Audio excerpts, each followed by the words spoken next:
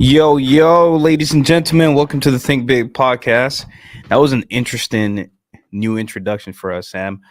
Today we're going to be having some Q&As. I have the one and only, the most handsome friend I have, Mrs. Sam Singh himself. My name is Alejandro Alvarez. For those who wants to know what this podcast is about, it's pretty much what it says is the title, Think Big. If you're thinking small, if you want to make $10,000, we're going to encourage you to make $100,000. If you want to do that in 10 months, then we're going to do it in 1 month. So here you are, Mrs. Sam. How are you today? Dude, I'm good. I'm super good. I'm glad that we're getting to do an open Q&A today because it's something that we normally don't get to do. And I want to make sure we don't hold back more than anything else. I want to make sure that we can give people a lot of legitimate in their business value. And I think before we can get into that, I think it's really important. Excuse me, I'm just making sure people get on from Instagram here. What's really important to know is who you're taking advice from. That's a big thing for me. I don't take advice from basically anybody anymore unless they're making probably minimum 100 million or more. Like that's kind of like the ballpark that I'm at with my paid mentorship and the masterminding, the rooms that I pay to get into. So for me, like that's my barrier, that's my threshold. And it's always important to only learn from people who are ahead of you, in my honest opinion.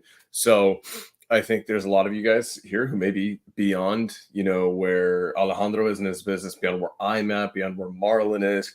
So by all means, like, don't even listen to us. But if you're just getting started, if you're in the trenches, if you're a little bit on the newer side, if your business isn't where you want it to be right now, I think it's safe to say that, at least me and Alejandro, we definitely know what we're talking about when it comes down to scaling, especially a real estate investing business.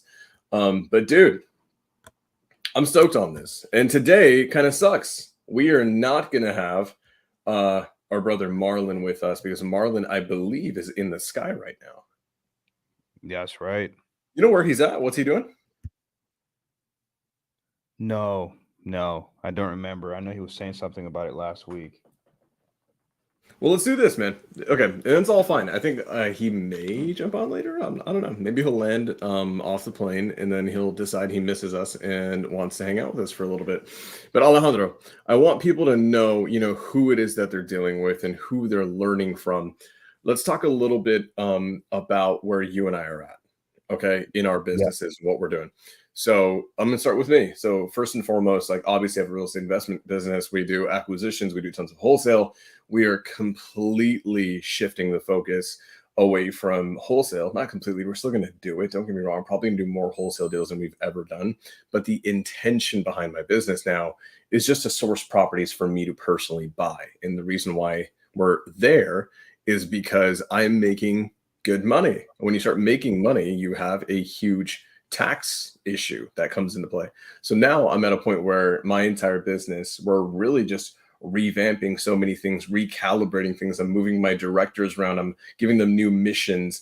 And it's no longer going to be, and don't get me wrong, we're still going to do a ton of deals. We're still going to wholesale a ton of deals. But the approach really is how do we, grow my portfolio? So the cool thing with me is that I've gotten to, I started off being the broke guy who was not making money, then doing some deals and becoming a closer for other people, then starting my own business.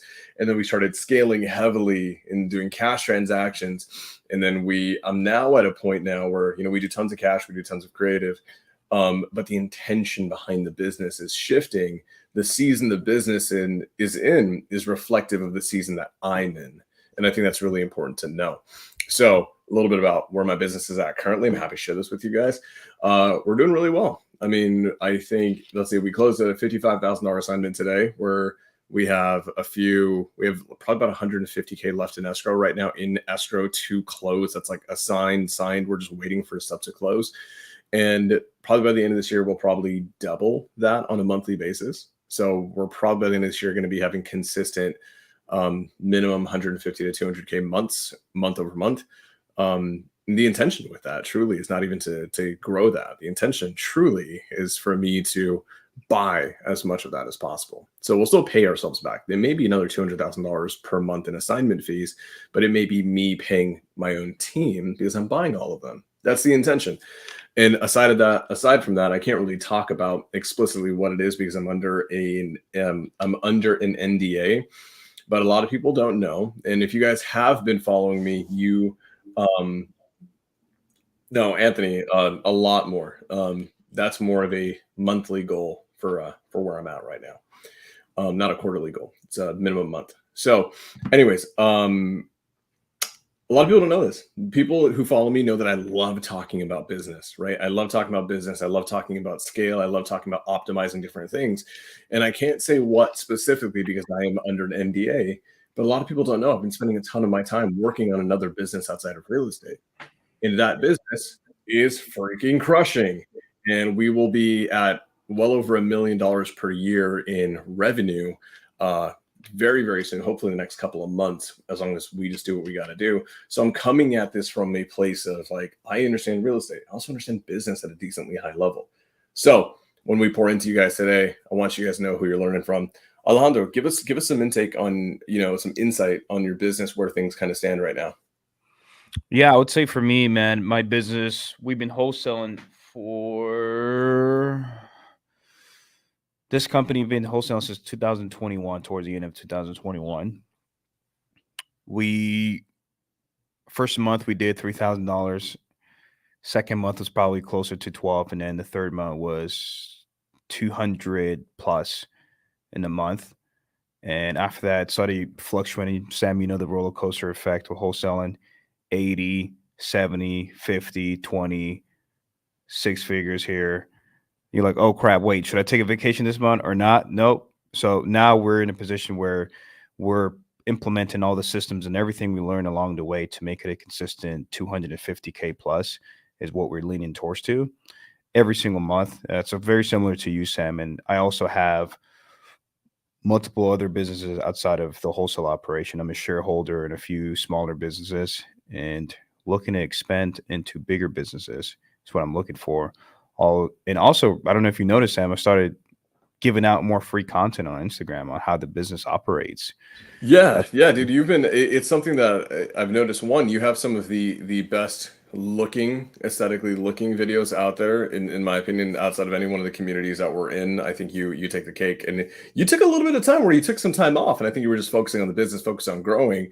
And then now I'm so stoked to just see you back in it, and dude, you are not holding back at all. So if you guys aren't following Alejandro on Instagram, at It's Really Alvarez, it's phenomenal what he's doing. So, and it's all free too. And it's amazing how much free content you're giving out, dude. I'm stoked on it because, like, selfishly, I save a lot of your videos. I never told you this, but I'm telling you now. So I actually save a lot of your videos. Thank you, bro. Dude, yeah, 100%. And here's something I want to hit on. You mentioned this. You guys, and I want everyone to understand this. There's no one right way, one wrong way. There are probably some really wrong ways, actually, but there's different approaches to scaling in business. Now, Alejandro mentioned, right, we both have real estate investment businesses, right? We both own properties, we both buy rentals, we both do tons of wholesale. That's all fine. We both do cash sales, creative. Some put all that to the side. The reality is, if you guys don't know this, you will never become a billionaire with a wholesale operation. Sorry, it's not going to happen. Never has happened, never will happen. If it does happen, it's going to be long after we're dead. The reality is there's multiple different approaches to becoming, worth billions of dollars down the road.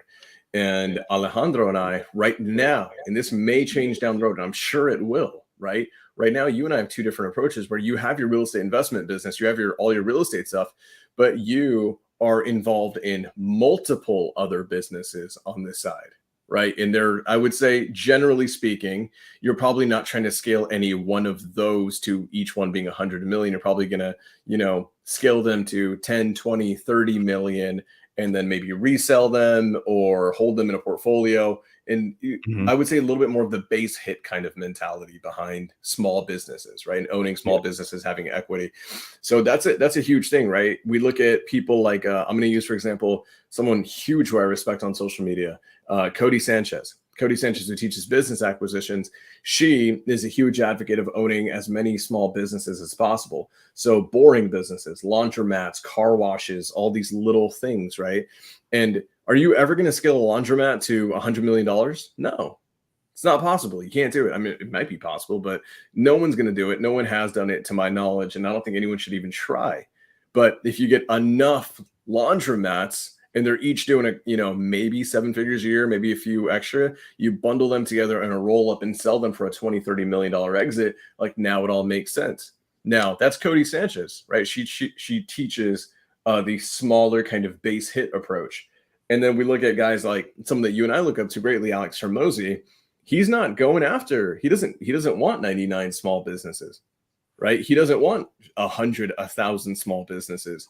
He wants 1 to 10 of the right ones, right? And the 1 to the 10s of the ones where he can scale them huge, 100 million plus, and then hold them. And I think that's his goal. So I think he really is going after a more potent game. And it's interesting where you and I stand right now, because, I know about some of the other businesses that you've got going on. And then me, I'm at a point where I'm saying no to new businesses. I'm at a point where I'm like, actually, I'm shutting shit down. I'm not starting a new business. I'm turning things off to focus all my time and attention on like this other business that's truly, in my opinion, the one that's going to scale to potentially 9 figures plus. And so it's an interesting, different approach. And here's the thing, Alejandro, they're both right approaches. They both work, and they work because it's you behind it and it's me behind it. And I want everyone to understand that. It's like, the cool thing is, even between us, we approach, right now at least, being billionaires differently. And I think at some point, I'm probably going to get some smaller businesses that I have zero intention of scaling massively. I'm just going to go get a quick 2 million, 2 million a year axe throwing place, or a quick indoor golf place that's, doing 1.75 in rev, right? And I'm not going to touch them. I'm not going to optimize them. I'm not going to scale them. I'm just going to leave them there and hold them. And I think eventually what's going to happen is Alejandro is probably going to maybe stumble across something, or he's going to invent a new idea that has a 9-figure possibility behind it, and he's going to scale. And he may turn everything else off at the time and then focus all in on that. So all I'm trying to say is, there's a lot of different approaches, and there's a lot of different kind of ways of doing it. So I think there's a good mix here as well. I'm so sorry, man. Continue. I had to go on that tangent. No, you're good, brother. I do appreciate your approach as well. And in fact, your goal is always going to change along. It's going to change along the journey. That's inevitable. You will change because you're going to set a goal now based off the current knowledge you have. And then in the future, along the journey, you're going to acquire new wisdom and new knowledge and meet new people like Sam. That's going to make you know what? F this. I don't want to run multiple businesses. Maybe I just want to do 1 or 2. And I think that's the approach I'm working on, Sam, because I've actually turned down a few other businesses' ideas, and it was really hard to say no to them because I know I can really bring value to them. But I've been like the journey that I have been on, I've partnered with so many different type of personalities, different type of people. And a lot of them is just not as easy to work with, not because they're bad humans, more because we have different visions in how the business should actually work. And that's just headaches for me, man. I'm like, man, I want to be like Sam saying, bro, I'm just going to focus on one thing at a time. So now I'm focusing on probably just 3 businesses, what I'm currently working on. Everything else I'm just saying no to, or just putting it on hold right now. But it really, again, it's both approach. Both approach are right. They're correct. Let me ask you this, man, because I'm really actually curious on this one. Your take on this one. Yeah. Why one approach versus the other? Like, they both have merit, right? And there's people, William Arnault, who is I don't know if he is currently, because this number is always changing, like who is the richest man on earth. I don't know if he still is, like currently right now at this moment, but he was basically this past year. He overtook the throne. And interestingly enough, so his approach to business is he owns all of the high-end designer firms. Like, he owns like Versace and Gucci and whatnot. So like the company that owns all of those companies, he basically owns that. And so he hasn't gone and created, he's not Mark Zuckerberg. He hasn't created Facebook. Mark Zuckerberg, one of the best lines by Hormozi was, Mark Zuckerberg didn't create Facebook and become a billionaire by buying Airbnbs on the side. He did it by only doing freaking Facebook. But we have William Arnault, who's doing the complete opposite approach, which is, let me go and acquire other businesses that exist. So let me ask you this, man. Are you, and this is so tangential, I'm just curious, and we're going to get to the questions, guys. And I actually have a ton of questions that we can also dive into from a Q&A that I did recently. Where do you stand on the being a business founder or a lot of what people are talking about now, which is just acquiring businesses that already exist. What's your personal take on that? Definitely acquiring businesses that already exist, 1000%. Yeah, So, okay, now why? Why specifically? dude, because being a founder is hard as shit, bro.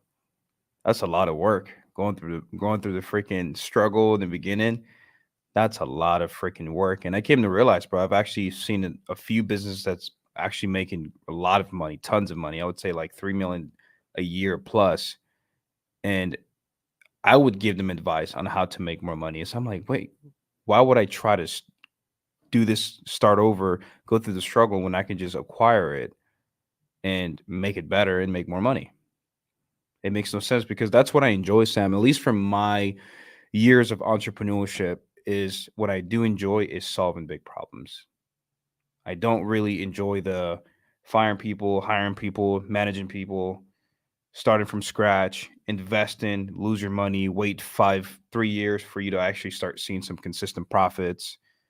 Nah, I just rather acquire it right then and there, instantly start bringing revenue, improve it, make more money, perhaps even sell it or just keep it for a longer time period.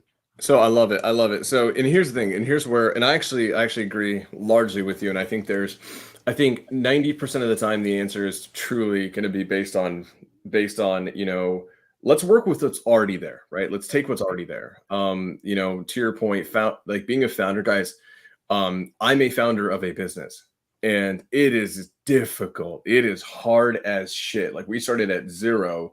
We had no proof of concept. And we're growing massively through the roof. Now, here's the reality of being a founder. Being a founder, in my opinion, is only worth it if you absolutely actually know what the hell you're doing. That's another big thing that people don't talk about. People think that they're going to be a founder and they're going to, be the founder of like the next Facebook platform or the next Zillow or the next Turo or the next whatever the hell it is. And usually what ends up happening, and I see this a lot with other young founders, is their ideas absolutely suck. Their ideas absolutely suck.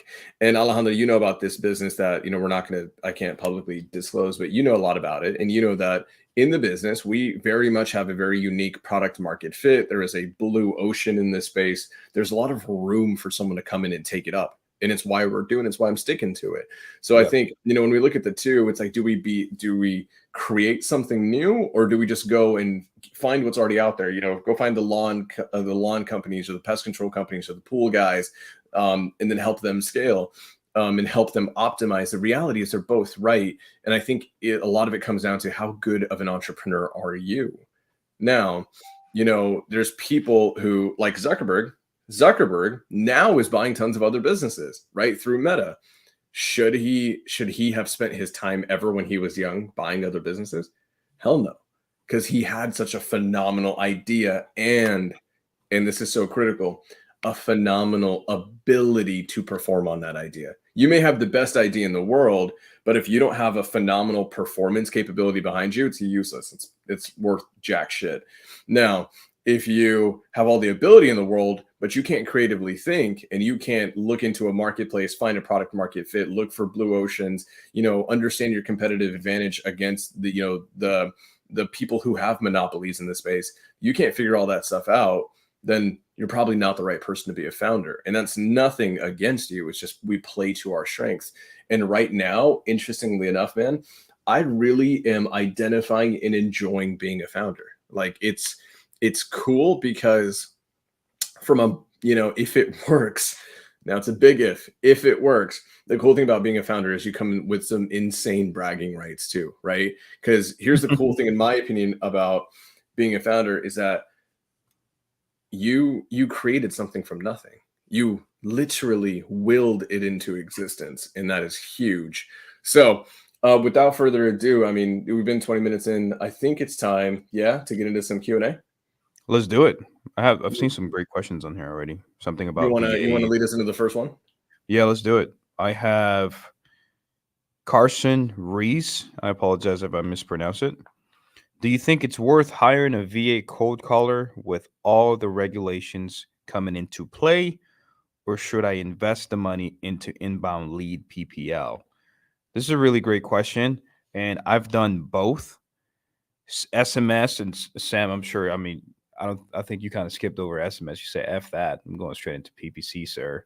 But I remember when SMS was the shit. Like you can literally start sending people messages, and you'll get a deal that same day, if anything. But now you have all these registrations. You have to register your company. You have to EIN number. Give them a template of what you're going to be sending the um the potential seller, and you get blocked. Out of I would say out of every campaign we do with text message, about 18%, 18 to 20% of those text messages we send actually respond back. So 80% of your leads are going to shit unless you want to recycle, try a new number, try a new this. Back then it's like upload, send, text message blast, no problem. Hey, I'm not interested in selling. Don't call me. Okay, no, cool, no problem. You move on. Now it's like you're gonna get blocked every single time by the carriers. There's sometimes that your messages doesn't even get to the seller, and sometimes all your numbers are going to be spam. Your number, you can buy a fresh new number today, and if you don't have the right business structure or register your number correctly, it gets spam that day, and you have to go recycle it again. Having your number spam affects your business a lot, especially if that's your only source of leads. Now, I've done PPL. Now, something you have to understand, Carson, is it depends on your budget and it depends how fast you need the money. For me, let's just say if I was straight broke, don't have anything, I'm just going to start cold calling. I'm going to cold call. I can do this. All it takes is my time, maybe $90 a month. You think, Sam, or the dollars nowadays, 90 to $100, something like that? Per lead or? No, just a dialer to get like a software to cold call. Oh, no, dialers are more expensive. The two best dialers right now in the marketplace are going to be Ready Mode and Batch Dialer. Both of them are going to cost you for the system and probably at least 10 to 15 phone numbers over $300 a month. Jeez. Yeah, prices are going up, sir. Massively. Yeah. So, and when you start doing cold calling SMS, Carson, it's going to take about 7+ months, 7 to a year for you to actually start seeing some profits. Doesn't mean you won't make money the first month. Doesn't mean you won't make money the second month. It just means like on average, when you do that 12-month cycle, you're going to be like, dang, I actually only made like $2,000 doing this, right? Because you may make $10,000 one month, and then for the next 3 to 4 months, you make nothing. You're spending money on all these expenses, VAs, and all this good stuff, and you just didn't really profit well. And then PPL, I love PPL leads because it's incoming leads. It's just something when Sam started the business, he was like, dude, I'm going straight into the people that want to sell. I started from the cold calling stuff. So it's a completely different approach. And PPL, it takes about 1 to 3 months for you to start actually seeing some profits coming in. So it's a lot shorter time because people are actually raising their hand saying that I am interested in selling. How can we work together? When it's cold calling, yeah, I might consider selling for the right offer. It depends. You call me, what's your offer? So you get all this stuff. Both system works. I would say for me, if budget wasn't an issue, I would definitely do PPL, PPC, and then cold calling on a very niche list if I was to go acquire those assets. And I rather much do SMS because you get more response rate on the SMS. However, cold call, even though it's a lower response, it's a higher quality lead than an SMS. What are your thoughts on that, Sam? I don't know if you love this. So yeah, and you guys know, for anyone who doesn't know, I'm about to really soon. We're gonna in a couple of weeks actually. We're gonna be doing Marketing Secrets, which is my favorite masterclass. It is the biggest one. It is the best one. It is the one that the people hate me the most for, because I literally it's insane how many gurus we can put out of business with it. So. I'm going to keep it short here because I also don't want to spoil Marketing Secrets too much, but I am very tapped in with what's going on in marketing. Guys, it's important to know this. Marketing is cyclical. What's working now may not work in 5 years. What was working 10 years ago doesn't work now, XYZ, right? There's always a new player. There's YouTube ads, TikTok ads, geofencing, IP address targeting. There's a new damn thing every freaking 5 minutes. So here's what I'm going to say. Cold calling will probably not go away for the next 10 to 15 years minimum. Now, what's going to happen with cold calling and how you do it is what matters. So would I kill cold calling? Hell no. Cold calling is actually something we're tripling down on. And I want to make sure I don't spoil things too much. I will say this because I've said this publicly and I've already kind of spoiled it a little bit when I said it publicly. SMS is completely effed. So anyone who's advocating for SMS is probably selling you a go high level CRM. Sorry, just it. They're like, yeah, well, if you use AI chatbots, your SMS is going to work. Guess what, guys? Verizon and T-Mobile, they have their own AI too, and they've got about $20 trillion to train it, and it's better than yours. Sorry, just the way it is. So, and also, it's very important to know that carriers are actually carriers are participating in the legal system finally, and they are not doing it in favor of people who are SMS blasting. They're doing it against them. So marketers are being cracked down on. Cold calling is fine. Cold calling is actually performing really well if you know how to do it right. So I'm going to say this. The answer is no more bulk marketing. You cannot put 25,000 record lists into a dialer system and dial 10 phone numbers at a time. You do that, you're just screwed. There's no way around it. You're bulk marketing. It's going to set off every potential firewall that all the carriers have, that all the systems have. You're done. It's not going to work. So cold call, but you're not going to cold call 10 lines. Cold call, single line dial. That's actually king right now. So cold calling single line dial is absolutely elite. It is performing at a really high rate. Why single line, Sam? That sounds like, it's going to take forever. It absolutely is. Now, single line dial to, yes.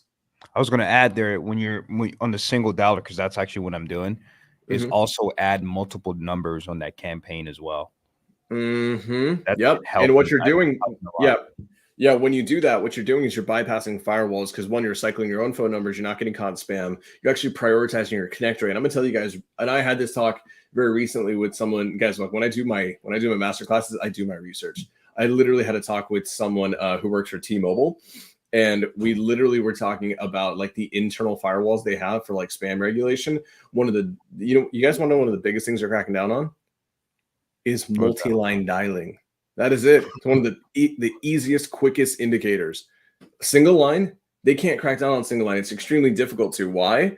Because it looks like an organic phone call, one-to-one, just like a normal phone call. If I call Alejandro right now with my cell phone, it's a one dial, single line dial, right? If you set your dialers to the same capacity, you're going to bypass most firewalls. It's actually going to be really good, and you're going to have the highest connect rate. So cold call with a VA, phenomenal. Stick with it. It's actually one of the most efficient. It's probably going to perform better than it has in the last couple of years from what I'm seeing. You just have to do it right. So single line dial to niche data only. If you go pull a 25,000 record list off PropStream, I'm sorry, you're just wasting your own money. Now, I'm going to be very clear here with PPL. Okay. Because PPL, that stands for pay per lead, is going to companies that are already running ad campaigns. They're running nationwide Google ads, Facebook ads, whatever the hell it is. They're generating these quote unquote inbound leads. And that's the assumption. And they're going to sell those leads one off at a time to you. And then you can just pay a couple $100 for the lead. And historically, PPL leads are phenomenal. I don't know a single person at scale right now who isn't dialing back their PPL through an agency. Because when you do PPL, you're working through an agency who's doing all the work. You're paying per lead. So someone has to go do the hard work for you. Almost all of them are turning into scams. Almost all of them. And a lot of them, because they're no longer advertising as inbound leads. What are they advertising? Just leads. So a lot of these agencies, even some of the big ones, and I know some of these names, and Carson, you may be in a program or a community that's maybe highlighting some providers for PPL, and those PPL companies are getting caught with their pants down because they're generating leads, not through Google ads or Facebook ads, but through text messages. Now, if they're selling a text message lead for $400 or $500, which a lot of them do, is that really worth it? Are you going to have the same kind of results in your KPIs? No. So in my honest opinion, PPL companies are usually not worth it at all. Myself and everyone that I know who's crushing it even more than me, we're all dialing back PPC and PPL. And so are our mentors who are doing multiple millions. So stick with what's tried and true, man. Cold call, it's not going to go away for a very, very, very long time. You just have to adapt how you cold call into the data specifically. Funny enough, guys, I'm just going to say this. Your data is the DNA of your business. You have shit data. Everything else you do is just like, it's going to suffer more. Let's move on to the next one. I'm going to find Sam, what do you recommend for people to go get PPL or cold callers and stuff like that? So one, I actually don't recommend anyone go and do PPL. We've completely killed PPL in my business entirely. It doesn't mean that there's not good companies out there that do it decently. I'm at a point now where a company that I personally used to recommend because I've personally used it and scaled with it. And I know other people who have historically only used that provider and they've done 7 figures with that provider. We're all finding the same thing that these, and this was like the best agency. It's something that you and I have talked about in the past. They just got caught diluting their lead pool. They just got caught reselling the same leads to multiple people. So there's no exclusivity. So right now, I'm being completely honest, and this is a spoiler for marketing secrets, I don't recommend PPL whatsoever. Just don't recommend it. There's a ton of things that have higher ROIs that you have way more control of. The problem with anytime you work with an agency is you basically have to give them your money and trust them.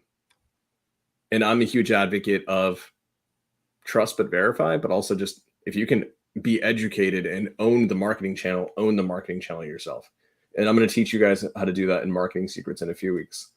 So, all right. So let's do the next one. What's another good question? How did you overcome challenges and setbacks in your entrepreneurial journey? Okay, I'm gonna be honest here. I think this is Daniel, if I remember correctly. Daniel, I want you to be more specific on this question because right now it's so open-ended that Alejandro and I are going to sit here for the next 3 hours answering that, and we don't have a ton of time. So I'm going to skip over this one because I want you to come back and just make it a little bit more specific so we can give you more specific answers because there's a lot there, man. It's like what challenges, how many, mindset, financial, business, partnership. There's a million different roads to go down there. Yeah. And just to give you a quick answer without any information, it's part of the journey. It's inevitable. You're supposed to have setbacks. Yeah. How do you deal with them? You accept them. You move forward by accepting the mistakes. Yeah.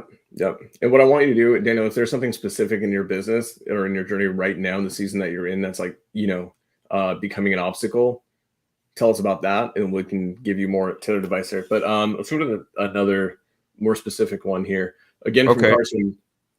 Let's go. Go ahead. No, I skipped over one from Cornell as well. What advice do you have for someone just starting in the business world? I'm gonna be a little bit, and I mean to be nice about this one. We've probably covered this topic for 5 hours on Think Big. In terms of like just getting started, we have entire episodes dedicated to this. So Daniel, love you, dude. There's a ton of answers. Get into a team, jump on a team, avatar discovery first, clarity, figure out, what's going to be your most immediate hurdle, whether that's finances, mindset, ability, experience, XYZ. We've done whole episodes on this. So I want to get into something a little bit more specific. Okay, Carson, again, any advice for someone working a W-2 trying to scale a wholesale operation? So yes, the truth is this. So we always talk about whether you have time, money, or experience. Right now, you have no time. Okay. And depending on how much money you have in your W-2, you may have, what I want you to do is play to your strengths. Something that people don't talk about enough. So people hate their W-2. They want to get away from their W-2. Very often your W-2 is your superpower. It allows you to become, it allows you to have the money to market. But let's just say you're like, Sam, my W-2 doesn't pay me a ton of money. How am I going to afford all these other things, right? Like I make okay money, but I don't make a ton. Guess what? Your W-2, your income in your W-2 also makes you financeable. So you can go and get business loans. So you can actually go and get access to capital through business credit stacking, all these things. And your W-2 is your ticket at the door that will allow you to go into a small business lending company and then go and get $50, $70, $100,000 in access to capital. And now, is it going to be really that difficult for you to scale your wholesale operation? Hell no. Wholesaling is a sales and marketing business.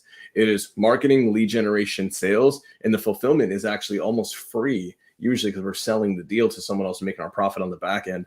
I want you to focus on how can you leverage your W-2 specifically to get access to more capital, right? Because you're saying mindset, schedule, outsourcing. The answer is this: mindset wise, like I don't see much of a mindset issue truly, because you're not spending time doing the business because you don't have time to do the business. So your answer should be this, in my humble opinion: it's how do I get $100,000 of capital to spend? How do I get the blueprint for what a scaled wholesale operation needs to look like? How do I get the answers? And then 3, since I have the 100K, I just need to enact that blueprint and spend the money. Guys, you can start this business tomorrow. As long as you have the money for it, you can start the business fully automated and systematized and scaled right off the bat. Like, I know people who've done it. It really just comes down to, do you have the money and do you have the blueprint? You don't even need to have the time. I know people who are doing over $1 million a year in wholesale, and they've never spoken to a seller in their lives. So, Alejandro, what do you feel about that? I would say, Carson, just depends, like Sam was saying, what capital you have. I always have a lot of people that ask me that same question, and that's actually one of my lead source. So it may sound, this answer may sound kind of biased, but I do have people that would invest into the marketing and then just plug it into my wholesale company, and then we do everything for you. All you need to do is just have patience, have the marketing for it, and then that way you can learn from us. You can see the ins and out. You can see what's going on behind the scene. You can learn. You can ask questions. You have access to our team. So that's something you can do, and that's kind of like a cheat to get started. Take that information, and then eventually you can start from the money you're making with us. You can start delegating and eventually not need us anymore. The goal is not to be partner forever. The goal is to get you started, help you get started. We can benefit from that, from getting more leads coming in and more money, obviously, and then eventually you can go on your own. So that's a take you can have. Dude, I love it. Alejandro, are you going to be able to go potentially late tonight? I can. Okay, because we have fire questions, bro. We have a lot of questions and a lot of good ones too. So I definitely want to hit some of these. Okay, but let's start getting through them. Ray asks, how did you come across the opportunity to get involved in that business you were talking about? Do you have an NDA with? A great question. So a lot of people that if I were to ask this, a lot of people, and I've asked this before in front of rooms of people who are newer in the industry, I always say, like, hey, who wants to get into small business acquisition? Who wants to go and get equity in all these other businesses? And everybody wants to, right? And then they don't realize that, guys, what did I just mention? Time, money, experience, right? People think I'm going to go and, make money in wholesale, and then all of a sudden I'm going to get equity in in an axe throwing location or a bar or a restaurant just because I did well in real estate. And it's really not the case at all. You have to still bring something to the table to all of those. So how did I attract that opportunity?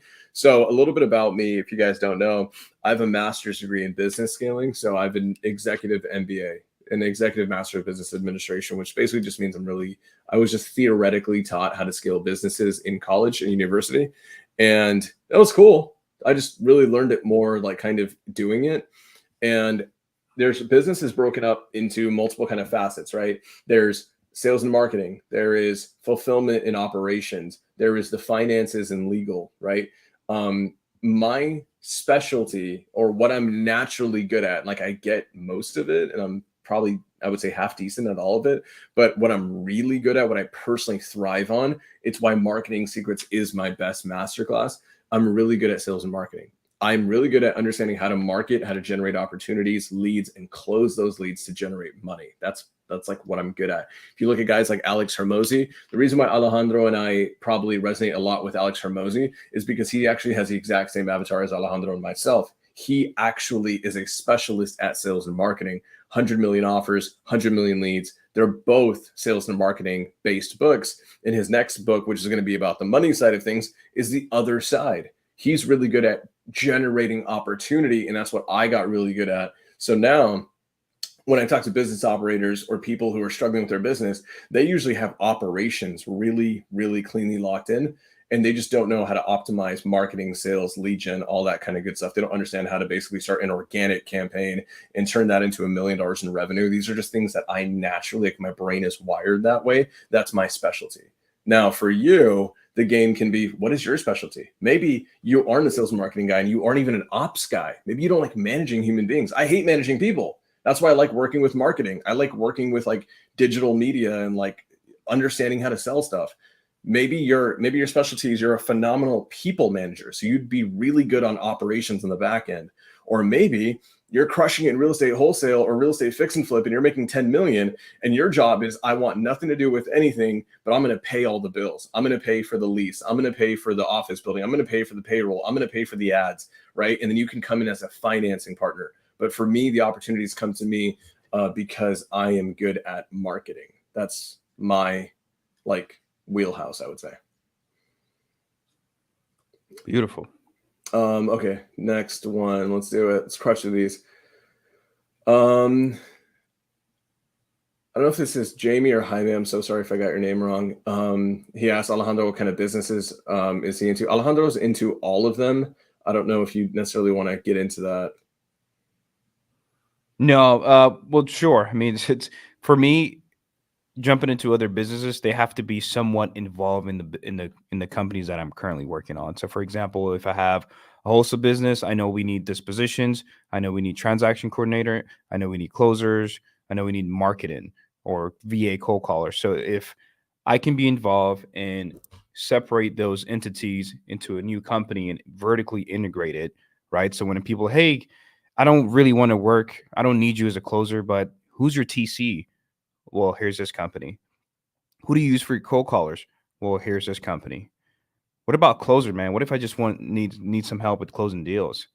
Well, here's this company.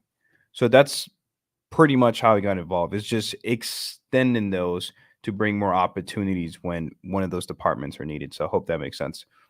I wouldn't jump from let's wholesale to, oh, let me start a car business. No. It's too much time, too complex for me to even go outside to do that. So any other business that I'm part of, I'm always going to make sure it's involved in the current world that I'm in. So that way I'm not too distracted from other stuff.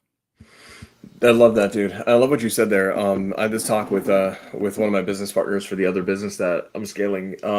In that business, there were, we were having this conversation like, hey, once we've crossed the bridge there and we've, maybe sold that business, we're trying to make a very sizable exit on that business the next 3 to 5 years, ideally. And then we're asking the question of like, what's next after that? And is it the laundromats? Is it the car washes? And I'm currently thinking, no. Because like you mentioned with the car sales, like you've been in car sales, about all the crap that goes into it, right? Mm-hmm. And I'm at a point now where you're like, hey, if I do anything, I think you're going to feel the same way as me, is if I scale a business, crush it, sell it, I will never jump on an opportunity vehicle that isn't more scalable than the last. Yep. I'm obsessed with growth and evolution. So I'm not going to, create a business, sell it for 20 million, and then spend the next 2-3 years of my life trying to, grow a business that can't be worth at least 50 to 100 million. For me, growing is always really critical. Love that. Great one. I'm just going to hit on this. Yeah. Some people just start companies and move on because they suck at scaling. Absolutely. They're phenomenal starters. There's phenomenal starters, phenomenal managers, and then phenomenal scalers. You have to understand what you are. You can be a little bit of everything, but you have to really know with clarity what type you want. Anthony Johnson asked, what kind of business is wholesale? Wholesale businesses are sales and marketing. It is not a real estate investment business. You have no fulfillment. You are a sales and marketing company. You generate leads and close them and transact on that. I'm going to fly through this. Colleen Kempa, how do you market to divorce leads? I'm going to say this, and I'm going to keep saying this again. You're going to do niche marketing to divorce leads depending on where you're getting it from. So if you're getting your divorce leads from a fresh, reputable source and not like a bulk provider, then you want to do niche marketing to it as long as it's fresh data. So that's going to be things like single line dial, cold call, direct mail, door knocking, very one-to-one output. Let's go. I'm going to fly through some of this stuff. Alejandro, are you okay with me just flying through the marketing questions? Because that's my wheelhouse. Yeah, that's fine, brother. Is RVM still okay? I haven't done RVM in about 3 years. Yeah, I'm going to tell you right now. Yeah, RVM it's a great way to get sued. I'm just going to say, don't do RVM right now. Yeah. It may come back in 5 years. Right now, it's a phenomenal way to get sued, and it's expensive. I would not recommend it whatsoever. Okay. Recommend getting testimonials from the seller. Oh, Peter, this is a great question. Just closed a few deals in my local market. How would you guys recommend getting testimonials from the seller? Ask them. I have a seller that I've done, well, a couple of sellers that I've done creative deals with, just depending on the state, Arizona, Texas. And I always ask them, hey, I know your time is very valuable. If, obviously this is after a very successful transaction. You definitely want a testimony from someone that you bumped heads over and over. That'll be the wrong thing to do. But I'll ask him, hey, because I have a credibility email, kind of like our mentor put together for us, and I put it together and I put their contact information. Hey, would it be okay if any of these sellers give you a call in exchange for a fee if the deal go through or anything like that? Like, yeah, dude, I'll do for free. It doesn't matter. But yeah, of course, I'll take a fee. Heck yeah. So that's one way you can do it, or you can just ask them if they'll be okay with it anyways, since some people just do it for free. I just Yeah. like to thank people for their time because I know everyone has freaking inflation, bro. We got to buy some groceries. Yeah, I would say this. Testimony wise, here's another thing about testimonies. I'm going to be completely honest. I've never gotten a single testimony from a seller. Like I should. I'd probably have. I could potentially have like 200 testimonies now, a little bit over 200 testimonies if I did it and we SOP'd it, we made it a priority. I don't. I haven't. I have no desire. Like it's not going to move the needle for me really. But I could see how it could help you a lot just in terms from an online digital presence. Also from a legal standpoint, usually if sometimes maybe 4 or 5 years down the road, seller does some dumb crap, you guys go to court and you can pull out this video with like them with a glowing testimony of working with you. I've seen personally teams use testimonies also just to protect themselves from a legal standpoint. So but how do you get them? I would say just ask. Honestly, if you're really helping the seller and you're serving them and they feel like you're serving them, usually a 30-second video testimonial is not going to be a problem at all. Flying through this. Sam mentioned on his story, I love it when people pay attention to my IG stories, that he would start over his wholesale business with direct mail and single line cold calling to fresh county data. What are your thoughts on in-house versus? So that first part, absolutely. If I was to restart my wholesale business tomorrow, I would do direct mail. I'm not going to tell you what type of direct mail though, because direct mail is a very general term. That's for marketing secrets. I would 100% do that. What are your thoughts on in-house versus outsourced marketing? So I think you mean, do we use like a mail house or a call agency, or do we like hire the callers ourselves? I would say this, it depends on the marketing channel. Direct mail is direct mail, right? It's a piece of paper that gets mailed out. If you use an agency, they're going to get it at a cheap price. They're going to put in a margin fee for themselves and they're going to mail it out. I think you use a mail agency. Like I see people who send out their own mail or handwrite their own mail, and I'm like, what the hell are you doing? Like it doesn't make any sense. And when you look at the aggregate of how much work goes into it, into doing it in-house versus just outsourcing it, trust me, the 20 cents of difference per mailer, worth it a million times over. Now, with the agency for calling, there's only 2 cold call agencies that I've ever seen absolutely crush it. I don't want this thing to turn into a pitch fest. If you want like the referral, just DM me on the side or something on Instagram, and I'll connect you. I've only used 2. I've used tons of agencies for cold callers. They've all sucked except for 2.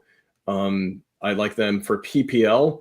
I don't like personally. I stopped doing PPL. I know people who are all scaling back PPL. My mentors are scaling it back.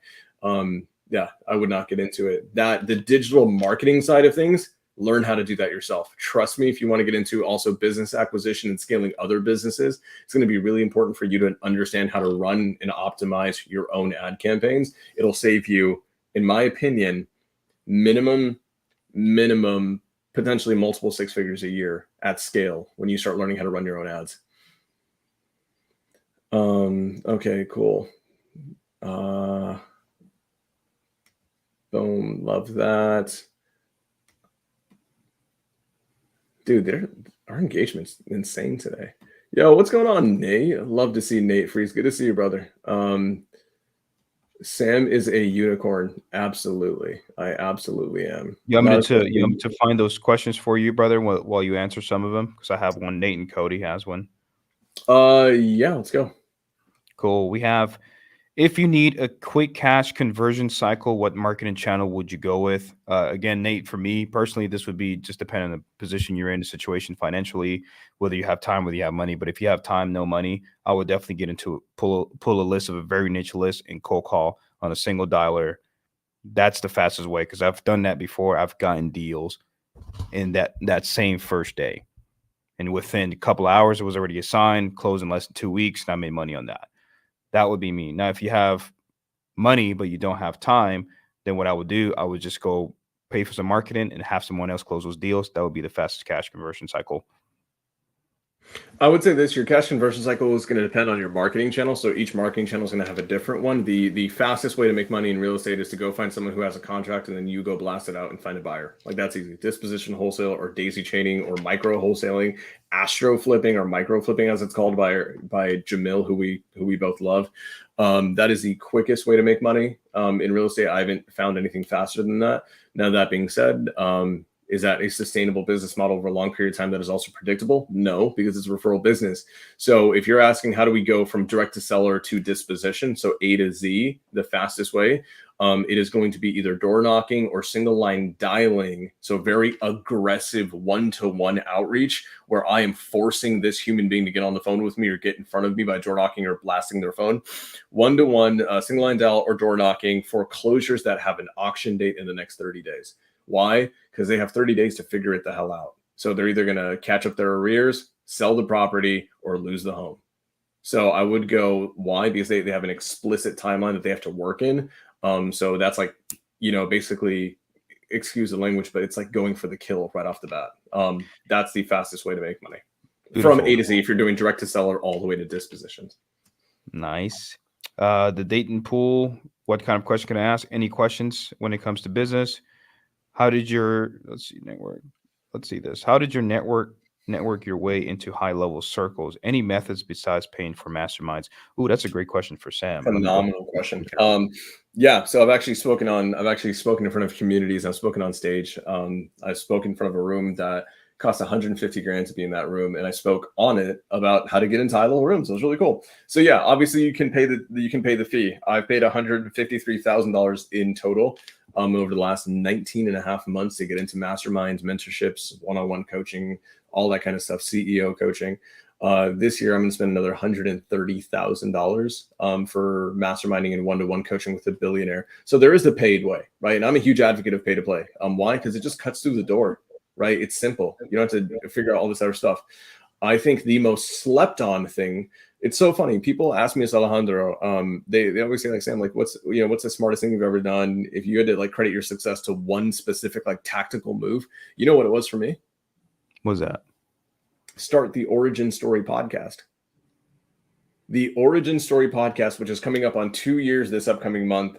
It is a free podcast that I do with one of my good brothers, Logan Manzanares, a phenomenal human being. I love him to death. He and I started a podcast together just to hang out more with each other, honestly. And then it's a different podcast. Like, Think Big is a podcast for us to give value to you, right? It is we're here to help you. Origin Story is different. It's for Logan and myself, not live, pre-recorded, behind the scenes, private room, have private discussions with people who we want to have discussions with. So the cool thing about that is we find people who are, kind of on like this, on a hit list of people we want to network with. So we've had, the best in the world. I know every freaking guru, influencer, coach, leader in this industry and so many other industries. We've interviewed NFL players, all types of pro athletes, Olympians, movie stars, TV stars, like everybody. We interviewed a shark from Shark Tank, and that was for free. We did it for free.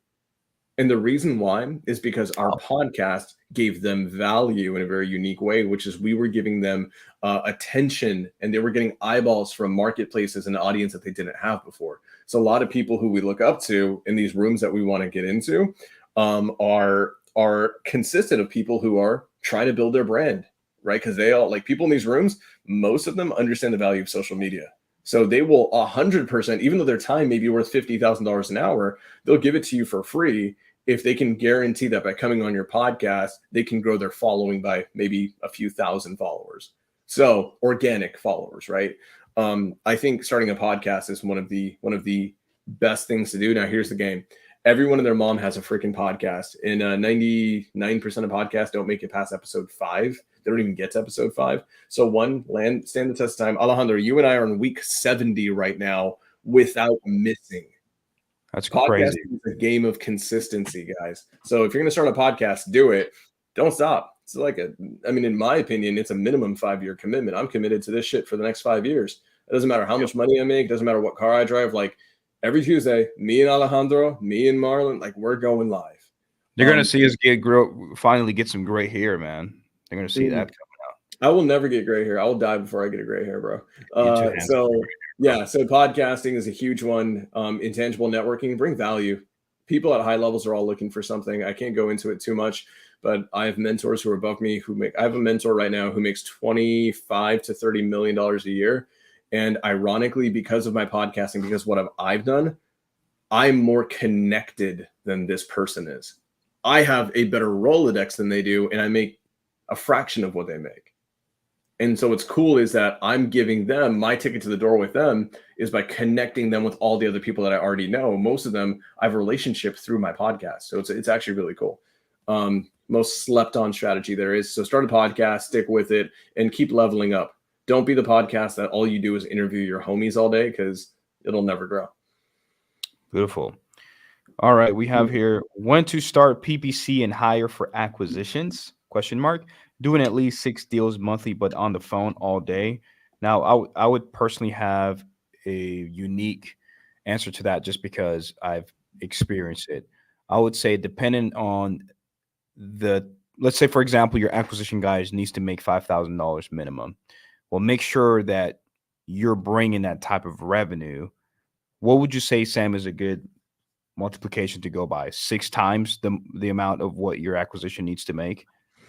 8 times to do what? To launch PPC? Yeah, no, like for example, let's say if someone wants to make $5,000 a month, right? For an acquisition closer, how much should that company should be making to safely be bringing in that acquisition guy per month? Okay, love it.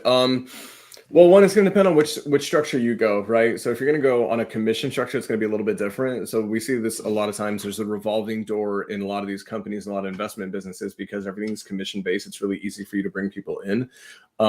Shit gets a little bit more serious when you start, treating yourself like a legitimate business owner, and you have like salary, W-2 plus a tiered commission structure.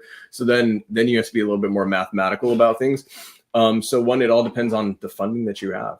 Like it really does depend on the funding that you have. So you have to couple, if you have $50,000 in spend and your market is, let's just say Las Vegas, Nevada, and you want to do PPC, and I'm only harping on PPC because you mentioned it. Cool thing is this: a marketing channel like PPC requires a lot less people. You have one closer with PPC, you can make $100,000 a month. Easy. Now, but here's the thing though, if you only have $50,000 to spend over 6 months, you actually factually do not have, in your market's Vegas, you do not have the money to launch PPC in Vegas and actually get leads to actually be able to pay someone who's on salary. This is all going to go in depth in marketing secrets, guys. This is going to be like a 5-6 hour conversation that day. The reality is this: when you look at something like PPC, I know there's a lot of people here who are just like, I don't know what you guys have been doing. Everyone apparently has been telling you about PPC. And I get it. The reality is this: PPC. Can I give a spoiler? Is that okay? Can I give a spoiler for marketing secrets? I'm gonna be honest here. PPC is going to be completely washed out of this industry in the next 24 months, in my humble opinion, because any market that's worth being in, the average assignment fee coupled with or referenced against the required marketing spend per month to be competitive in said marketplace will not make sense for 99.9% of investment businesses. PPC is going to be a game only for hedge funds in the next 24 months in any market worth being in. So, I don't know that PPC is the answer for you, but if you're doing 6 deals monthly, you already know how to close. You should have been hiring people yesterday, and you should have been SOPing your business, blueprinting what an onboarding structure and an onboarding system looks like, tracking. Like, you're successful. 6 deals on your own as a solopreneur. I mean, like, you know what you're doing. You should be right now, in my opinion, spend the next 30 days of your life not talking to sellers, not doing anything else other than SOPing every single task possible that you do to generate that revenue. And then you go into a hiring phase. That's my take. Yep. It might take, just to simplify without any context here, Aria closer. If you can pay your acquisition guy 10, 15% commission and you're still profitable after all expenses, then you should definitely go ahead with the hire. That's my opinion on that. And then if he's not bringing you 2x, 3x the amount of what you were making by yourself, then you got the wrong acquisition guy. Okay. Let's see. This is a great question. Did you answer this already, Sam? You have mentioned hiring top down. How would you go about that if you started today, and where would you look for this person? That's a great question. Phenomenal question. I'll say this. I don't want to go too much into this because we've answered this quite a bit on Think Big before, or at least I have. I know this is something that I talk about quite a bit. Don't hire bottom up, hire top down. The reality is every great CEO or every great business owner on earth is going to hire top down, and they know that that's the way to do it. If you value your time. If you don't value your time and you don't want to grow, sure, hire bottom up. You're going to hire top down by doing this. First and foremost, you need to understand what role you're hiring for. So if I'm going to break it into in the terms of a wholesale operation, wholesale, you have your sales and marketing on the front end, and then you get your dispositions on the back end. You have B2C conversations, business to consumer, business to like public, basically your sellers. You have B2C on the front end, and you've got B2B and selling the deal on the back end. So you have to ask yourself, if I need someone to manage the front of my business, right? Manage the sales team, you'd call them a sales director, a sales team manager, something to that effect. Guess what? You have a sales and marketing business and you need them to head a sales division. They're going to be a people manager. They're a people manager because the tasks that your team are doing are like they're sales, but people are doing them. So on that side, you need to decide. It's like, okay, cool. I have a B2C division of my business, right? And it's phone sales because that's what wholesale effectively is. I need to hire a sales director of some sorts, right? Or a CEO to run that side. And then on the dispositions and then the personnel and on the TC, that's all task oriented. Those are traditional ops and fulfillment. So for that, you're going to have a COO type profile or a dispositions director. You're going to look for someone who's a little bit more task oriented and they're able to understand how to direct tasks. Now, here's the big thing. You don't want just a manager. Right? If you're hiring top down, you need a director. And a director is someone who will build. And how do you arm them? You actually have to come to the table with the money and get the blueprints for everything they need to succeed and give it to them. And then tell them, hey, I've given you all the resources you need. I just need you to follow the freaking recipe that I've already paid a ton of money for. And I need you to go build it. That is being a director, right? There's a difference between being a director and a manager. Manager is going to be a little bit lower. Beautiful, beautiful, beautiful. Do y'all have anyone in your business doing driving for dollars or reverse driving for dollars? No, I've never done it. I've heard it worked. Never liked the idea of driving for dollars. Um, yeah, no, not for me. I'll be the wrong person to ask for advice on that. Sam, do you know anyone or any advice on that? I know a ton of gurus pushing it, and I know all of their businesses, and I would not listen to any guru who's telling you to drive for dollars. Sorry. There's a million Okay, better ways to do things, a million more efficient ways to do things. Usually those guys are selling you some type of product. I would run fast from anyone telling you to do that. perfect. If you started a business in YouTube, would you quit your job, get a loan, and go all in, or do it differently? Well, that really depends on the context. Let's just say you're by yourself and you don't have any family like kids or anything like that, and you're on your own. Me personally, yes, I would. I wouldn't take any loan. I would definitely go out and just go at it. Just go out and do whatever opportunity I can get.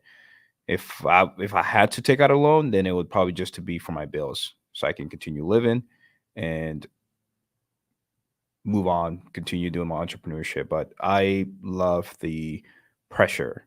I love the pressure of holy shit, I need to get X amount of money by the end of this month, or I'm going to be kicked out on the street. I like that type of pressure because it moves me forward and it forces me to become someone that I didn't think I can become.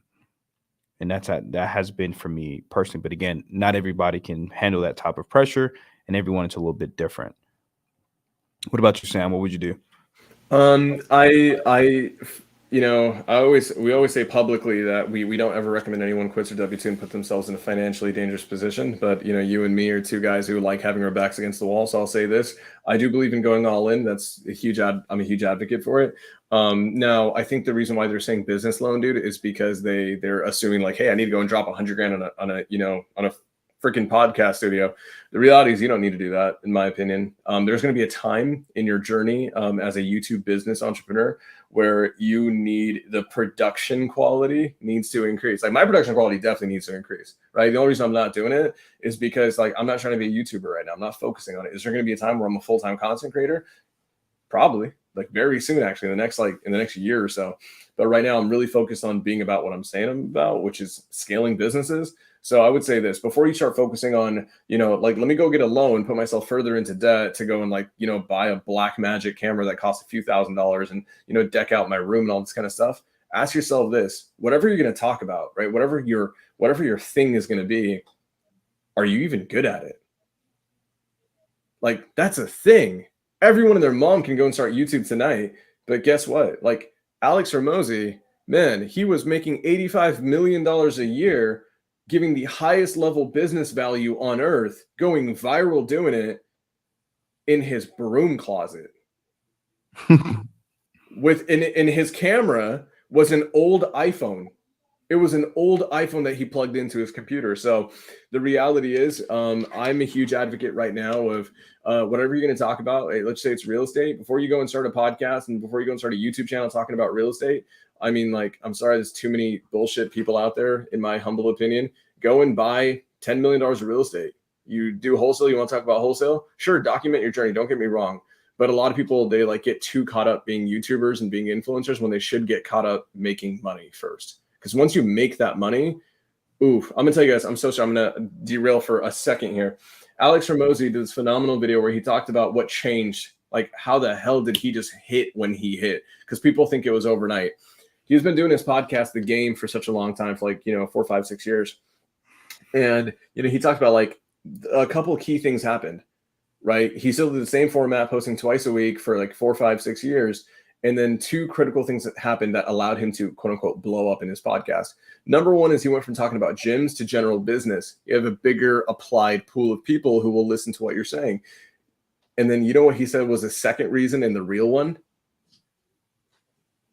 Alejandro, did you watch that video or no? No. The second thing he said, which was probably the real answer for why Alex Hormozi blew up, is because he actually sold a business for $40 freaking million. That's it. That is it. He is about what he says he's about, and he's so damn good at it. He actually scaled a business, got a $159 million valuation, sold it for $40+ million.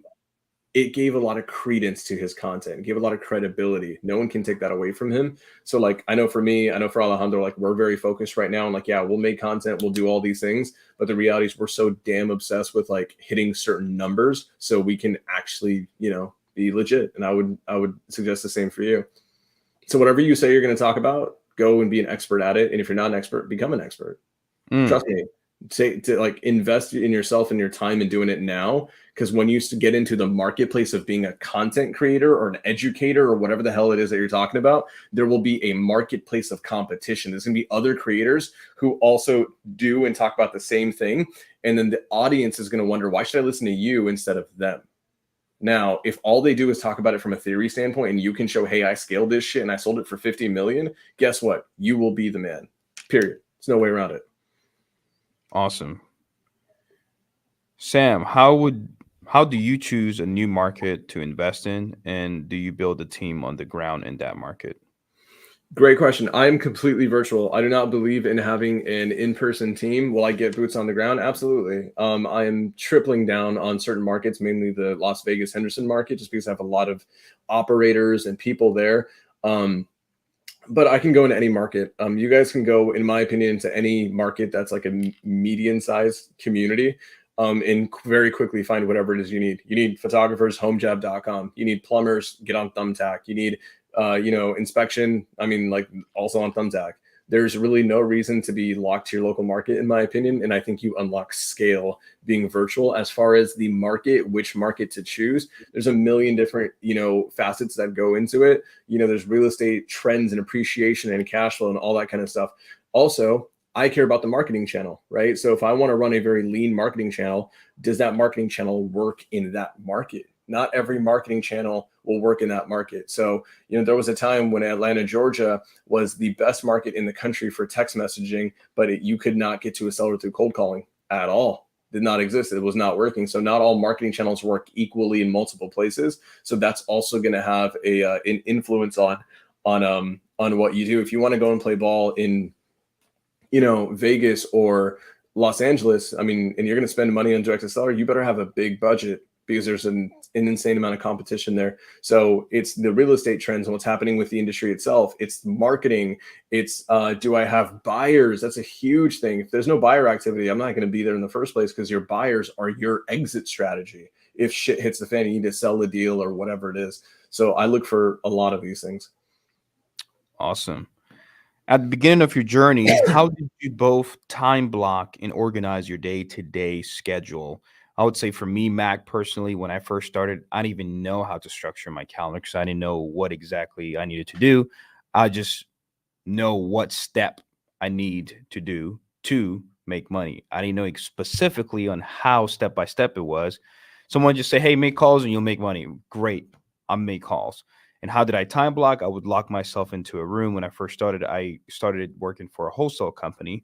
I didn't start it from scratch by myself. I started from a wholesale company, lock myself into a room, make calls, make calls, make calls, make calls, watch videos on how to make better calls, make better calls, make better calls, make money, make money, make money. That's exactly what I would do. Then once I started my wholesale operation, I would do the same thing, lock myself into a room and just stay away from all distraction. Anyone that's working from home today, because I work from home today, working from home alone is a distraction because you will always have that voice in your head. Go to sleep, chill, relax, take a nap, right? Because it's so easy, it's so accessible to just go take a nap, go to sleep, go watch TV, go to the fridge, go see what's going on with your neighbors, etc. I would recommend working at an office, at a WeWork office, or go work with someone else. Go work in a wholesale company. And time blocking for me personally now is knocking it out early as possible. Like 4 a.m. to 8 a.m., 8:30 o'clock, I have no distraction because after 12 o'clock, something weird happens where people just hit me up for help or something that I need to do. And I no longer have any mental focus on what exactly I had going on. So for me, any time prior to that, I just knock it out early all the time. Anything for me personally to propel forward in my business, I knock it out early. What about you, Mr. Sam? Yeah, I'm gonna keep it simple.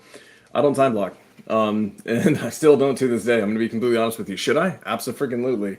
I have a very similar natural approach to someone like Mr. Beast. Hermosi has very similar approach to this too. I think we're very similar in this. I wake up and I just try to shorten the amount of time it takes for me to get to work. So I'll wake up, and within about 30 minutes of waking up, I am on my first business call effectively every single day, 6 days of the week. And on the seventh day, on Sunday, I kind of work like half days, like 75% of the day.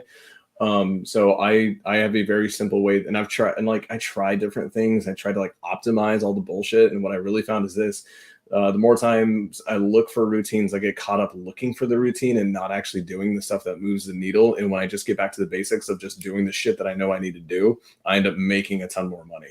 So for me, it's really simple. My approach and my time blocking is this: I'm going to wake up and just work until I am basically cannot work anymore that day. And I will keep doing that every single day, day after day, day after day, day after day, until eventually my body completely tanks. Alejandro knows this. And I'll be like, guys, I'm sorry, I'm going to be dead for the next 4 days. And then like my body will completely tank, and I'll be dead for like usually it's like 1 to 3 days. And then I'll be good again. And then I'm back at it. Now, is that healthy? Probably not. Is that balanced? Hell no. But guess what? I'm in a season where I can't, cry and moan about healthy and balanced. I'm in a season that requires for me to grow as fast as possible. Now, I could try to be more healthy. I could try to be more balanced, but all that's going to happen is it's going to delay and extend the amount of time it takes for me to grow certain businesses to a certain level.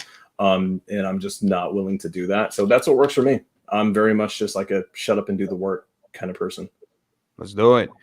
In y'all's opinion, who is creating and scaling a wholesale business for? It seems like that's the path a lot of people take, but what avatar does that actually fit? That's a great question. I think it's going to be very subjective and based off your experience. For me personally, if you're the person that's okay becoming someone new, let's just say, for example, I come from a background where, let's just say, we weren't financially stable at all. So for me, I'm okay taking the hard route, the hard route of going through struggles to become successful because I already know what it feels like to be broke and have nothing to your name. And if you're willing to perhaps lose a few friends, maybe lose a relationship, maybe do something completely different than who you are, be very uncomfortable, be stressful, being okay with someday whatever you build, someone might take that away from you. Some people out there may talk crap about you. If you can handle most of that stuff and you can be consistent and disciplined and not crawl up when all that stuff attacks you, I think that's the perfect person that can start a wholesale operation, at least for me, from my experience. Mr. Sam, what do you think? I'm gonna be very, guys, and I'm sorry if I seem very like curt with these answers. It just because I'm trying to get like to the point with all of them and not fluff them. I'm trying to take all the fluff out that I can because I want the message to hit. So the reality is this: wholesaling is just a way to make money. That's it. That is it.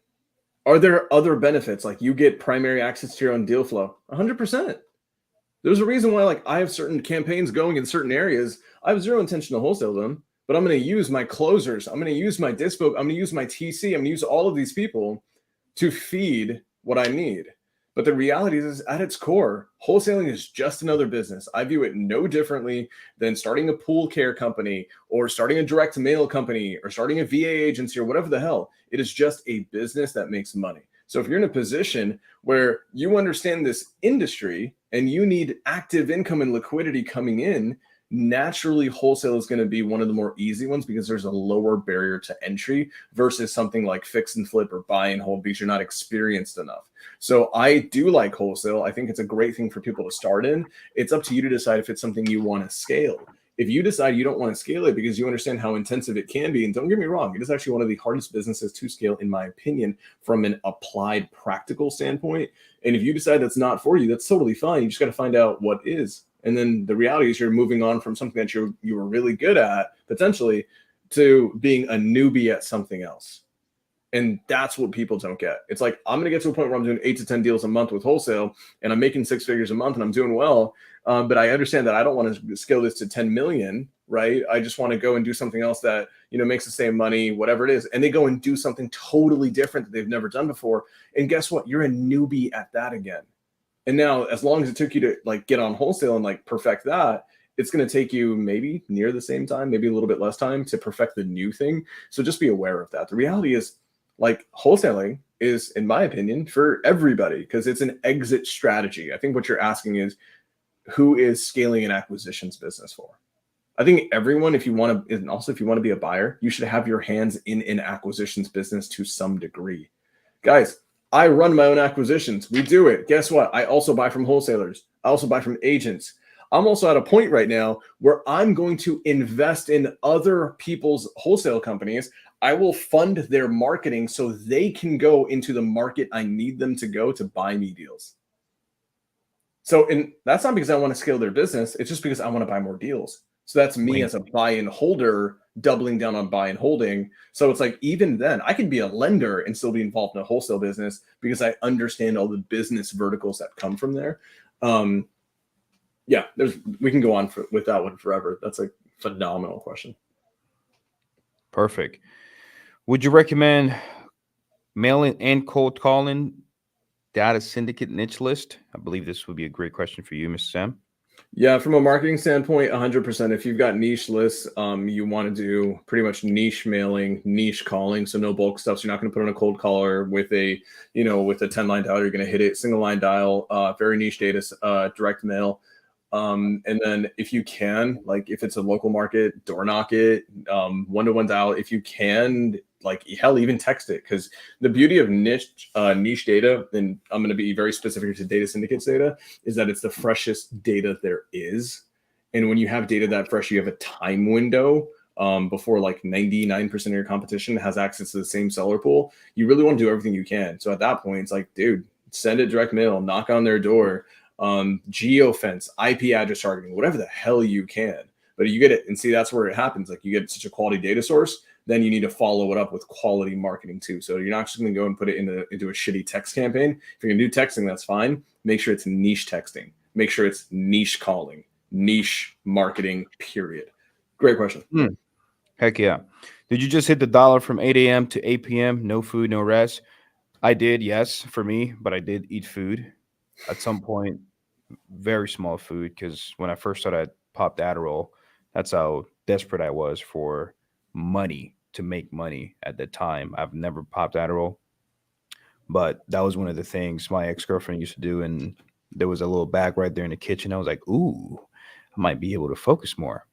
Popped it, went straight into the dollar. Probably, I don't know what I ate there that day, probably like a sandwich or something. Have you ever had Adderall, Sam?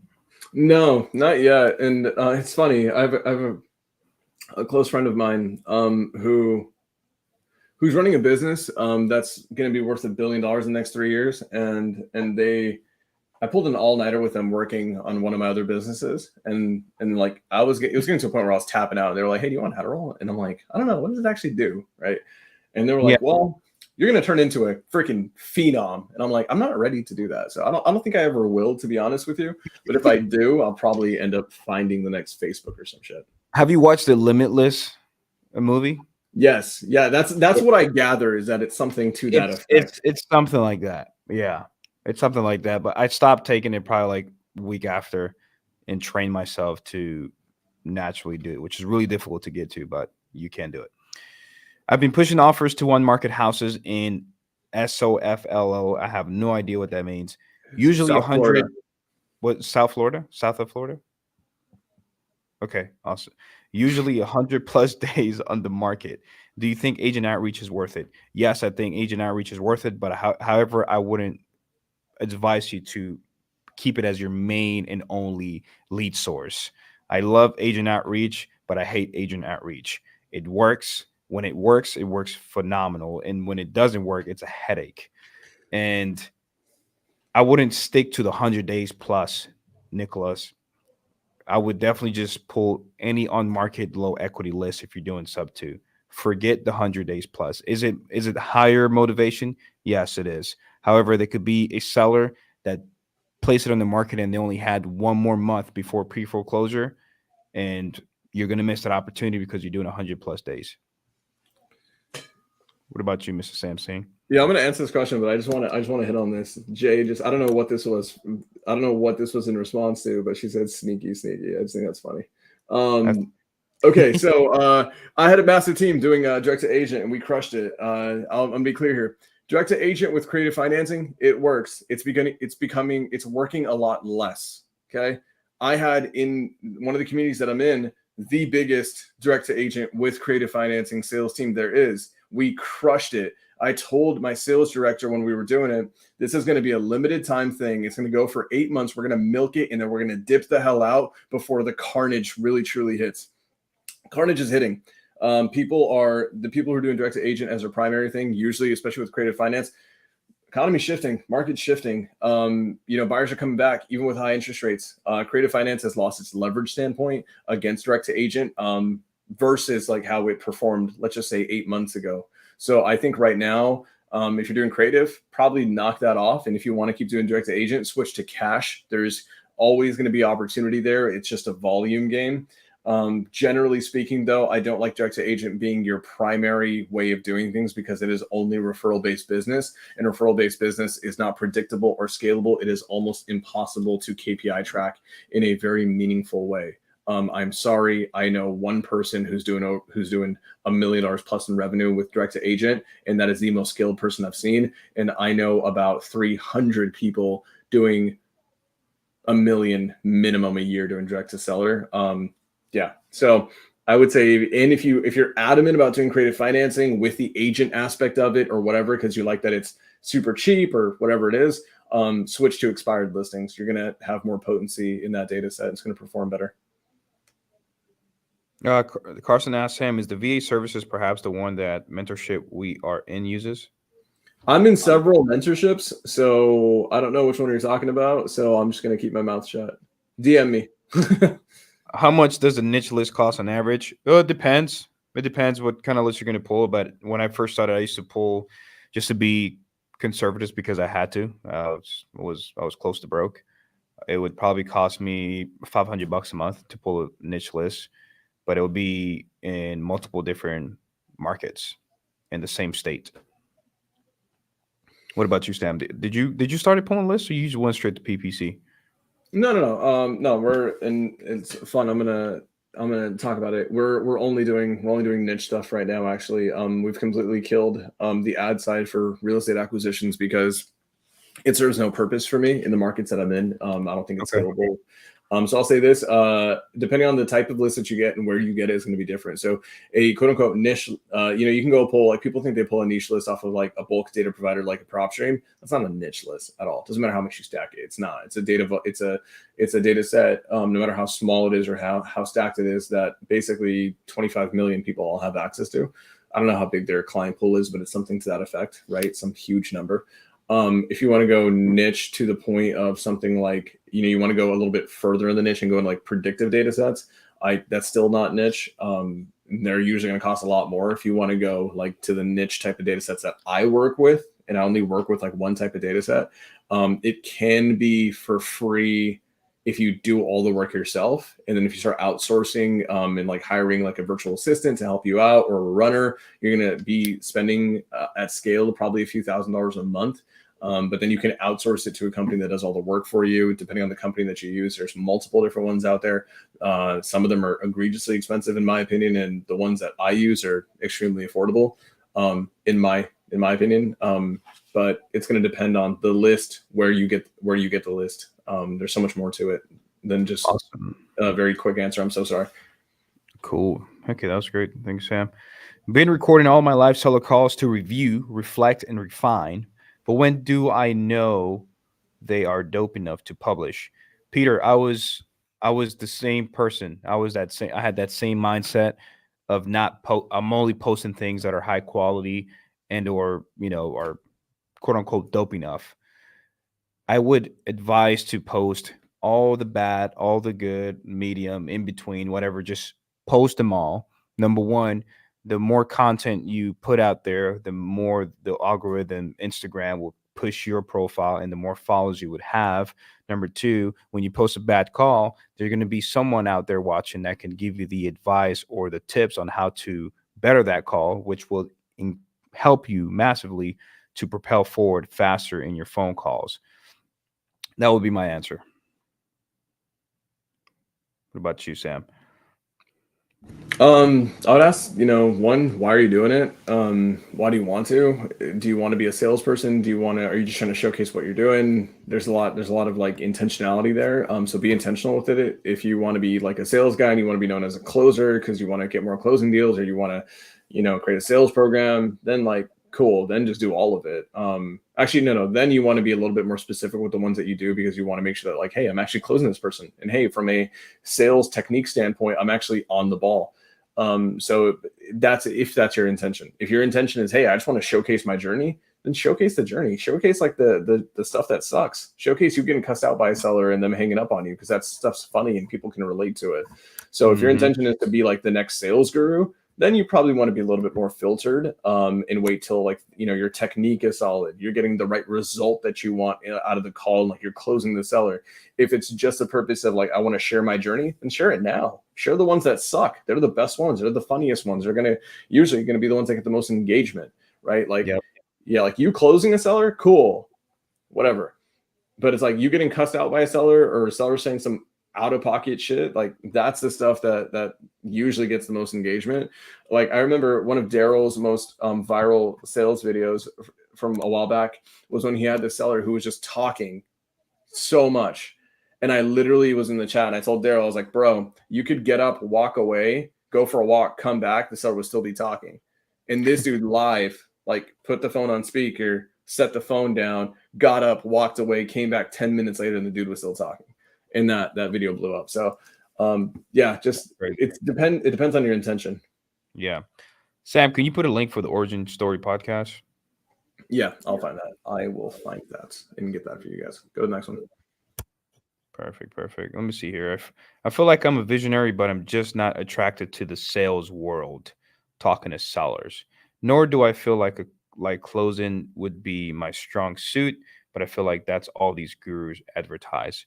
Well, it depends, Joshua, what what you mean as far as a visionary, because visionaries have multiple jobs that they do in the operations. Visionaries solve big problem. They do research and development, which I personally enjoy. I like researching and bringing ideas to the company. I like solving big problems.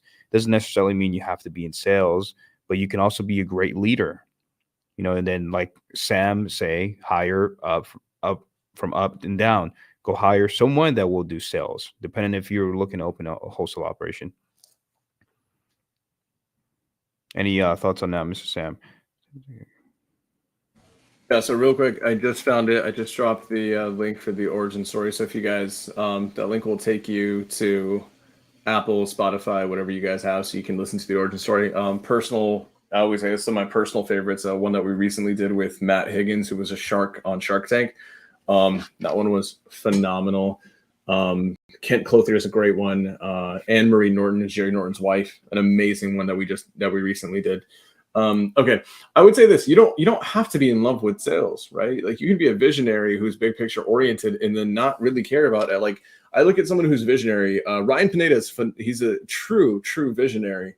In the most honest of fashions, he really is a visionary, but he does not give a damn about talking to sellers. He doesn't want to. He doesn't care to negotiate. But he's a big picture visionary. So I think that the game really ends up being, how can you take your visionary tendencies and apply it in a meaningful capacity in your business? Maybe you don't want to do sales. Great, don't do sales. But if your business does need sales in it, then your job as a visionary is to how do I go find the person or the blueprint or the sales system that I can bring into my business.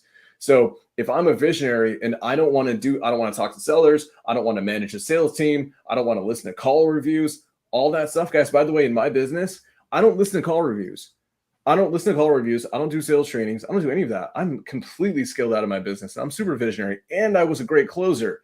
I still don't want to be there for it. Why? Because I have an intention to how I build my business. So what did I do? I went and found a sales director who runs all that stuff for me. And my sales director, I didn't just tell him to go and create a curriculum on how to train people on sales. I went out and I bought one of the best sales curriculums there is in the industry. And I gave it to my sales director. And I said, hey, this is going to be your Bible. This is how you teach people sales. You follow this framework, this structure, because it's accountable, because it can be scaled, XYZ. And then I stepped away. So be a visionary. You don't have to be in love with sales and marketing at all. A lot of people they make that association. You don't have to be. Your job as a business owner isn't to like any of it or all of it. Your job as a business owner is regardless to figure it the hell out. That's really the game. So yeah, love that. So good. Beautiful. Hey, I need some help with the listing where the agent and seller are open to sub two. I'm not in sub two / Gator. I'd love to help you. You can reach out to Sam and I. Sam, I don't know. Do you have like a link? Somebody will submit leads to you. I have a link as well. Some help with listing where the agent and seller are open to sub two. Yeah, you should definitely work with Alejandro on that one. Yep. Just reach out to me on my Instagram. It's at really Alvarez. I'll love to help you with that deal, close it, and see what we can do to help the seller out. Okay, I think that's it for all our questions today, Sam. We went 33 minutes and 17 seconds and 19 seconds of going over the time. I say I want to do like one or two more. So I feel like we're on a roll. Can we do one or two more? Let's do it, brother. Let's go. Okay, let's see. So someone else, I want to hear from someone who's always here and who typically, I feel like we don't hear enough from. Jade, do me a favor. Ask a question that actually will impact your business, in a meaningful capacity. So I want to hear more from Jade. Okay, so I'm gonna answer Jade's question, but another one I'm looking at. So I'm looking at this question about South Florida. Be effective in a higher price market. Okay, so I'm gonna fire through this one. Sean Mendel asking if PPL is gonna be more effective in a higher price market. No, you have to be able to afford it. So you got to remember that in a higher price market, you're also going to have more market competition, which means your required ad spend per month on that space is going to be so much higher that you may be priced out of your own marketplace, and you may have to spend more than you actually generate in net profits. You will run an unprofitable business, and yes, that is a thing. since I fired through that, I'm going to do this one because this is a good one. So Nicholas obsessed with South Florida. I currently have a VA calling off an off-market list, pre-foreclosure, high equity. Okay, agent. So it's going to be good for cash. Agent outreach. It's more of a second marketing strategy. Would you say South Florida is a saturated market? Yes. All of Florida is not all of Florida, but most of Florida is a saturated market. That's not a bad thing. I only play ball in saturated markets, but I have tremendous traction, and I have $200,000 in profit, basically closing the next 30 days. And we're only in saturated markets. The reality is, how do you go into a saturated market and still bypass most of your competition? That's the question that you have to ask yourself. So I know people who are making $1 million a month in Phoenix, Arizona, and they're not outspending everybody. They don't have the biggest team. They're not the best, they don't have like the best sales strategies. They've just found other unique ways to dial in their marketing and get in front of opportunity that other people just haven't been able to, or haven't been able to consistently enough. So I would not shy away from competitive saturated marketplaces. As long as you have really solid marketing strategies behind it, that's going to be your competitive advantage. How do you feel about that one, man? How do you feel about saturated markets? I don't believe in it. I don't believe in saturated market. I believe there's an opportunity for everyone. There's going to be that company that's spending $100,000, $50,000 a month in marketing and still miss a follow-up, and you will come in right behind them. Hey, I'm still interested in selling, because a lot of the things, and this is, I don't have such high operations, Sam, like other higher companies, but maybe you have some take on this. I think some of the higher companies, bigger companies, they're so focused on getting that fresh data every single time to keep that consistency that they lack on the follow-up from older leads. Like if that seller's not ready to sell right then and there, follow-up bucket, they may miss on that, maybe not. And then you have smaller company that are talking to those follow-ups and you get a deal out of it. There's tons and tons of opportunities. If you go to a market right now, go to redfin.com, type in Dallas, Texas, and you'll see hundreds of homes for sale right now. So that's the same thing. Think about how many other sellers are thinking of selling without putting it in the market, or maybe sellers that don't want to put it in the market. Boom. Yeah, very true. Very true.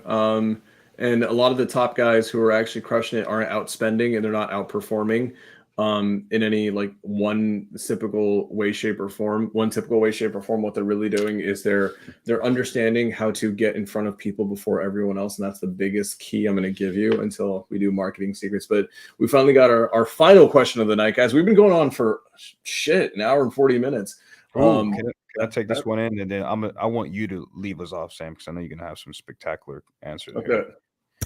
So Jade asked, let's talk the role of a closer. Do you guys have your closers also be in charge of lead gen plus follow-up, or do they solely focus on hitting the hot leads to get them closed? That is a great question. I personally only have my closer focus on hot leads to close, because that is what they're there for, to close. What the heck are they doing lead gen for? What? That's why you have marketing department, sales department. So they should only be focusing on closing deals. If you think about it, if you're going to have someone stressing out about finding leads on harder market, when you make money when deals are being closed, why would you take that time away from closing deals? I wouldn't do it. What about you, Sam? Yeah, I love it, dude. I'm going to be completely honest. Jade, it's a great question, by the way. Your closer is an athlete, and he's your best athlete. Your closer in a acquisitions business or real estate investment business, or hell, even if you were like doing, I don't know, selling mentorship or doing whatever the hell you're doing, right? Your closer is actually your revenue generator, right? Your marketing department, your lead generators, your follow-up guys, what they're doing is they're generating opportunity, but your sales guy monetizes on that opportunity. He is your lead revenue driver. I want you to think of this person as like the Kobe on your team, right? Kobe, they're not just going to like put Kobe on the court like all day, every day and just gas him out. They keep him primed and ready to go for when they need him the most, right? You want your closers to feel potent, and they're honestly, I liken closers to athletes, right? Really high-end athletes, they just want to prep for game day. That's it. I mean, like they'll do the work every single day, but like they look forward to game day. They want to perform on game day. Or closers are athletes, and if you start making them do lead gen and follow up, you're going to kill your sales team's morale. That's going to kill your business. And if you are in like wholesale specifically or real estate acquisitions, you're in a sales and marketing business, your closer is your all-star. And if you have them doing mundane follow-up or lead generation, you're going to kill your team culture. They're not going to perform nearly as well. They're not going to be excited to work for you or show up and like really put their best foot forward. And then when opportunity is there, they're just going to drop the ball. So don't have your closers do it. You want to keep your closer as primed and ready as possible for whenever there is an opportunity. 100% have that clear separation. Like for me, closers also should be playing a big brother role with your follow-up specialist or your lead manager, basically helping them understand how to set up the closer for success. So it's not like a clear-cut division, in my opinion, where your closer, right? It's like you have a clear-cut separation because here's the thing, it's a team effort, right? So the team still has to help Kobe like crush it at the end of the day. So how do you do that? The closer should be helping the people underneath him get the lead ready for what, like he should be able to tell them right off the bat, here's what I need from you, and here's what this lead needs to look like before it comes to my desk in order for me to have the highest chances of locking it up so we all eat. So I wouldn't muddy the lines at all with that one. Dude, that's it. We got through it. Yo, We did it, man. That was huge. Like we had so many questions. Oh my God. Okay. Any last thing that you want to say before we finish this off, before I roll this out? Just take action. Stop complaining. Stop blaming people.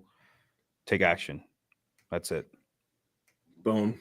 There it is. There is one last question that I do want to hit from Cody Rose Wins Only Sam's going live real soon. Man, we're gonna start beta testing, get some pre-sale going on for all the people that want to get in. I'm just joking. So, guys, today was a huge one. Our good buddy Marlon is on a plane somewhere, flying somewhere, doing Marlon things. You guys know how he is. Alejandro and I decided that we were going to come on today, and we actually just wanted to give as much as we can. The reality is we sometimes understand that because we reinvest in ourselves and our businesses so much, we learn things that a lot of people don't, and it's actually our responsibility to share them. So if you got value today, which if you were listening, I know you did, I only have one ask, okay? That is, and I'm going to even leave Marlon out of this because Marlon's like, in LA somewhere having the time of his life, and he's not hanging out with us right now. Go follow Alejandro, go subscribe to him, and then do the same with me. And then here's the thing, if you really got value out of this, here's what I want you guys to do. Just take a screenshot in like a minute and then share it. And then say thank you. Say thank you to us, tag us, let us know. And we're going to keep doing epic shit like this. But with that being said, we love you guys. You guys are amazing. Go crush it. Go scale your businesses. Go make millions of dollars. And we will see you next Tuesday. Peace.